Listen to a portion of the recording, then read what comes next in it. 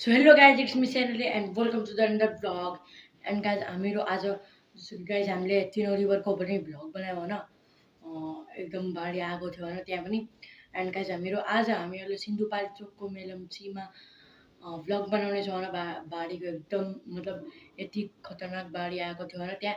अनि हामीहरूले हजुरहरूलाई त्यही बाढी हामीहरूलाई त्यसैको भ्लग बनाउने छौँ किन गाइज मैले डे वानमा त बनाउनु पाएन होइन गाइज, तर गाइज अहिले बढ्दै गएको छ घरे बाढी होइन। एन्ड गाइज कुनै कुनै घरै डुबाइदिएको छ होइन, मैले त्यो पनि हजुरहरूलाई देखाउने छौँ। So let's start the vlog.